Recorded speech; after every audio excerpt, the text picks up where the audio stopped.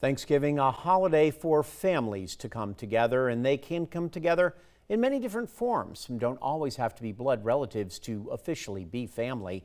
For one local firefighter, November, which is National Adoption Month, has some extra special meaning.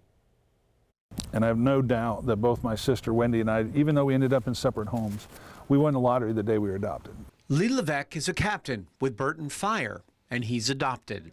Before I was 2, one of us, either she or I, were thrown out of the second floor window in rage-induced fit of our biological father, which triggered a whole lot of things to occur. It's a story he's proud to tell because of his success, but more because of the people who adopted him and dozens, if not hundreds of others. His parents, Pat and Louis Levesque. 30 years, 40 years they took foster children in. There was 18 kids in our house at one time. They had 3 of their own and they adopted many more. Had I not been adopted, I'm not certain I'd be sitting here today. As old as I am, I'm not certain I'd have lived this long. Both parents struggled with addiction in some form or fashion. My father struggled with a great deal of anger issues that he took out on both my mom and my sibling and I. So I don't know. Jail or death probably would have taken me long ago had I not ended up where I'm at. Instead, he was adopted at 6, followed in his adopted father's footsteps by going to the military and then the fire service. The care that they can provide someone who wouldn't otherwise have it. And that is a message never lost on me. They didn't have to be my mom and dad.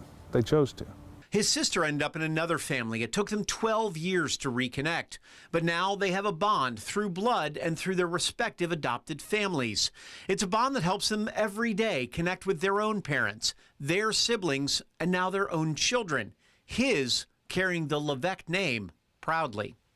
I will say that all of my parenting I definitely do from a different perspective than most. I have to believe that.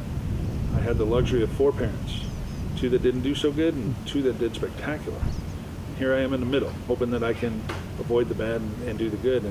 And the good in Lee's mind, the second chance he was given, an opportunity he hopes will be afforded to the thousands of other kids still waiting to find that forever home. Man, there's a lot of great stories too. And I don't sit here as one because I'm not so arrogant, but I will tell you my parents sit here as one. Patricia and Louis Levesque sit here as one of the greatest gifts to fostering on this planet. I'm convinced of it.